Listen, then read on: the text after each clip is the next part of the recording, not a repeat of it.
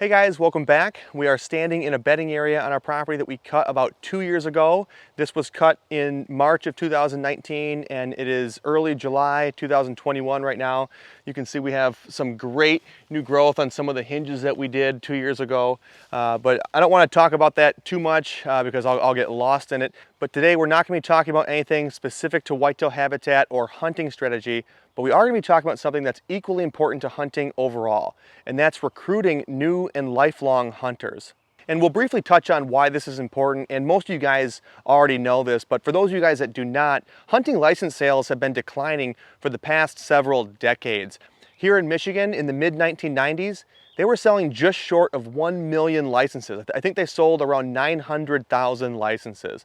But fast forward to 2019, so 2 years ago, that number dropped almost in half. I think they sold right around 500,000 licenses.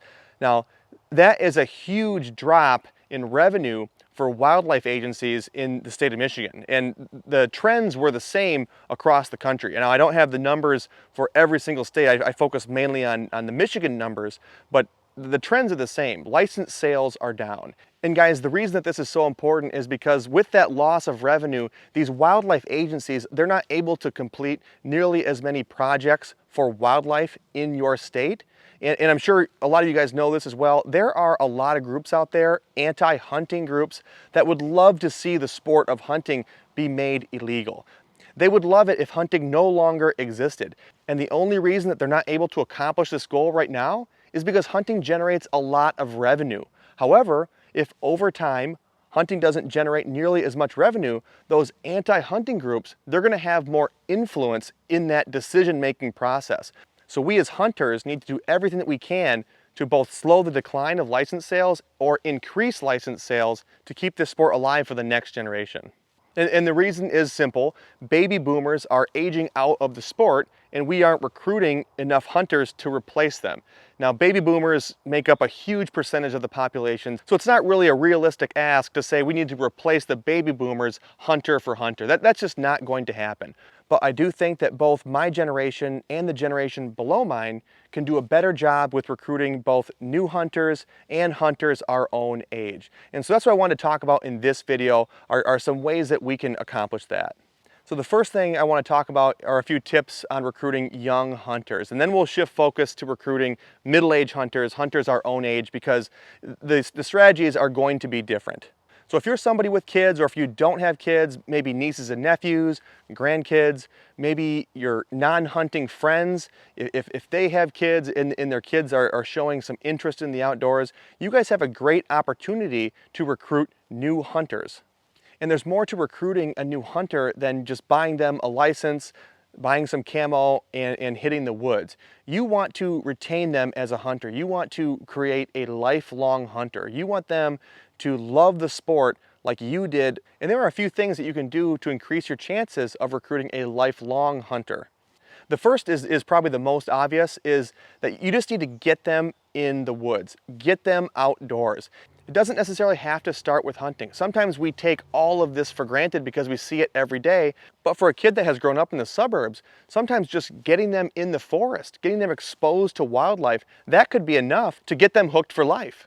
And you can obviously make it a lot more exciting. You know, try to catch bugs, try to catch frogs, snakes, turtles. But a lot of times just getting the kids in the woods is the first step in creating a lifelong hunter. Now, if you want to take it a step further and they are showing interest and you want to get them more involved with hunting, there are a lot of things that you can do that are hunting related where you don't necessarily even have to take them hunting with you. And honestly, some of these hunting related activities are going to be a lot more fun for them than sitting in the woods waiting for a deer to show up. And that's because they can actually move around, they're doing something. And some of these activities are like shed hunting in the spring, or maybe you need help planting a food plot, throwing your seeds down. A great time to do that is around Labor Day, when you're throwing down a lot of winter wheat, a lot of cereal rye, and you're throwing down hundreds of pounds. So it's not like a brassica plot where you have to be very careful with your seeds per acre. You don't want to overseed and have the plot get overcrowded. With cereal rye or winter wheat, just throw that stuff on the ground, give them a bucket and have them go nuts. If they happen to dump the whole bucket out in one spot, you're gonna have a lot of rye growing in that one spot. But at least they're out there, at least they're having fun. Not only are they enjoying the time with you, they're enjoying the time outdoors, and who knows, if you're lucky, maybe they're even learning something about the project that you're working on. Now, obviously, planting a food plot is more geared towards somebody on private land, but if you don't have access to private land, there's still a lot of things you can do on public land. Again, you can take your kids shed hunting. If it's not shed season, take your kids and just walk the trails. Be outside. The more you can get your kids outside and in nature, the higher the chances are that they're going to have an appreciation for the outdoors. And so those are more what I would call entry-level suggestions, tips for someone who is just starting to dip their toes into the outdoors, someone who is just now starting to take up an interest in hunting. But if you have someone who, you can tell they're interested and they actually want to go on a hunt with you, I also have a few suggestions for when you actually do take somebody out on their first couple hunts. The most important thing that you need to make sure that you're doing when you're taking a young kid hunting for the first couple times is you need to make sure that they're having fun. The last thing that you want to have happen is they go hunting for the first time and they don't have any fun whatsoever. The chances that they're going to like the sport is going to be very low. But if you can try your best to make sure that they have a great time, they're probably going to want to do it again and again and again, and your chances of creating a lifelong hunter are really, really high. So how do you make sure that their first hunting experience is a good one? Well, you don't hunt your property until Halloween and then you let them hunt your favorite rut stand. I'm obviously kidding.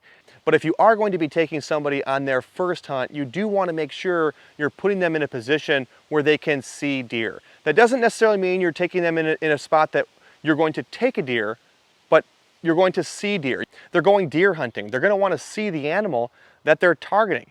It would be like going fishing and not even getting a bite or seeing a fish. That wouldn't be very much fun at all.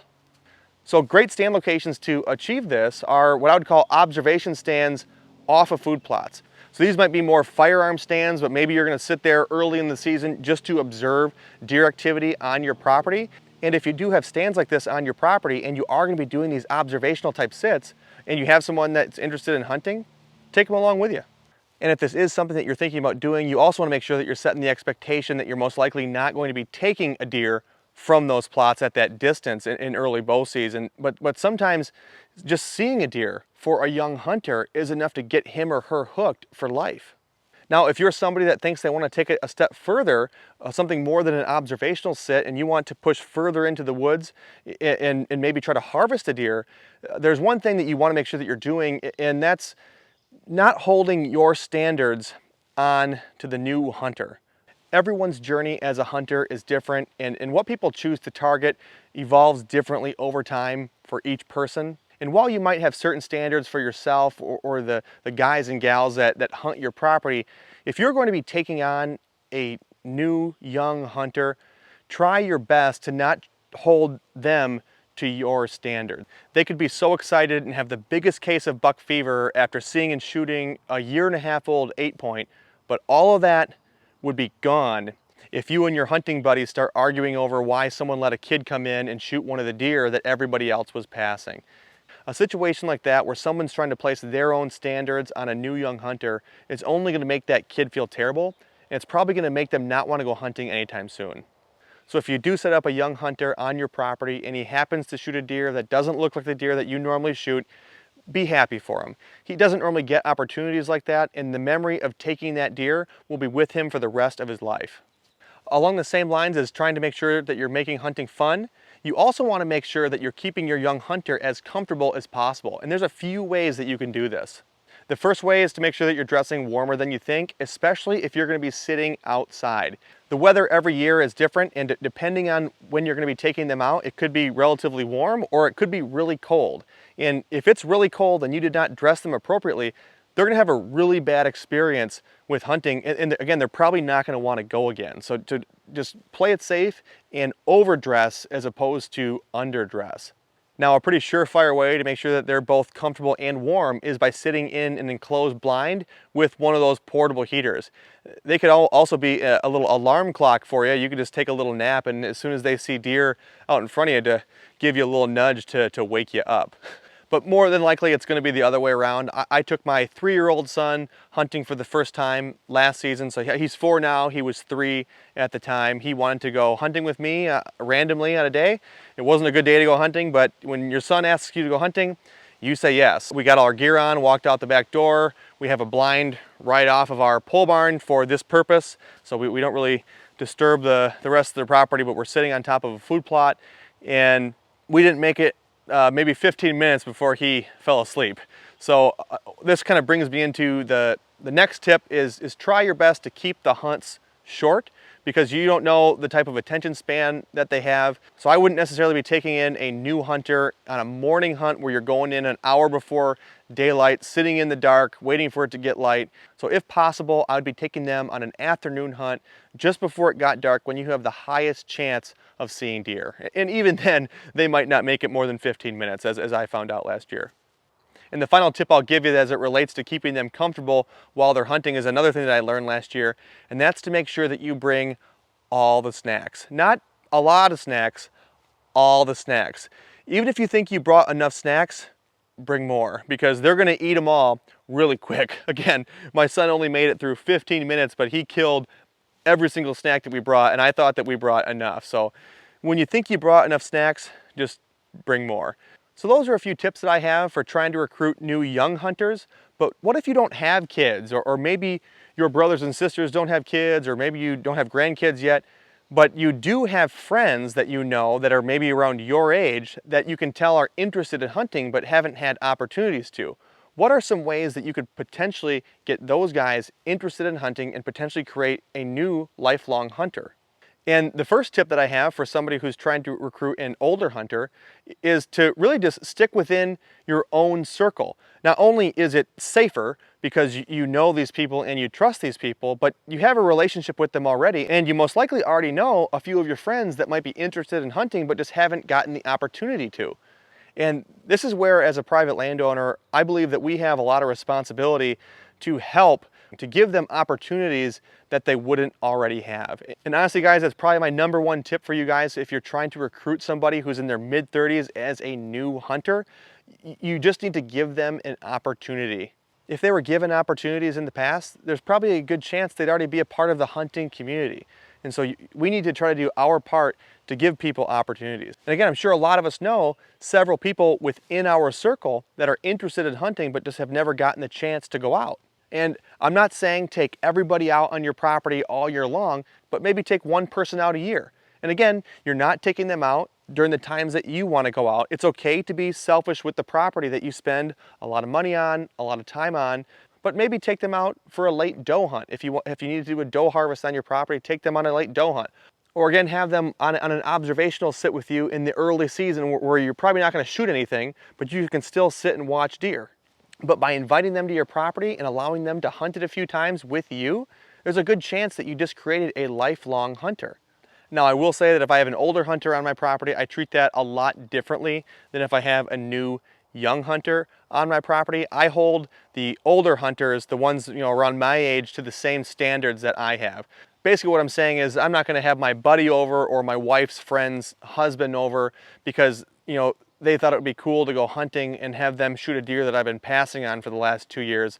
That's not going to happen. If I'm going to have someone who's older come hunt on my property, if they're not going to be putting in work on the property, I will definitely allow them an opportunity, and they're going to be held to the same standards that I place on myself in the hunting group that hunts our properties.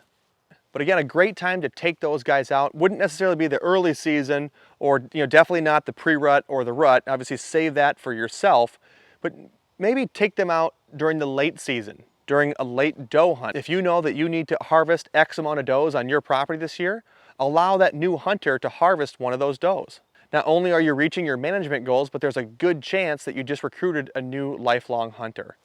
One last thing I will say, if you are trying to introduce somebody to hunting, is try to keep it as simple as possible.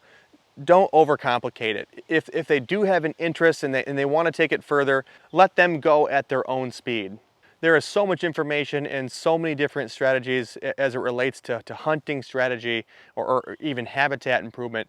Don't overwhelm them. Just try to keep it as simple as possible. Playing the wind, bedding to feeding patterns, definitely shot placement. If you want to get crazy, maybe talk about scrapes, but I would keep it as simple as possible just so you don't overwhelm them right off the bat.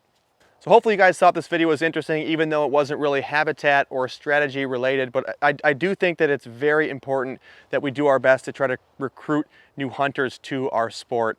I did start this video off on kind of a negative note by talking about the declining license sales here in Michigan over the past couple decades. So I did want to end on a positive note. Last year, 2020, here in Michigan, we had record license sales. Depending on the demographic you looked at, some of them were up 144%. So that's an awesome trend. Hopefully last year was not an outlier, and hopefully we can continue the trend in the right direction. But if you guys do have any questions, or maybe better yet, if you guys do have any tips for people who are trying to recruit new lifelong hunters, please leave those in the comment section below. If you do have questions, I'll get back to those as soon as I can, and we will see you guys in the next video.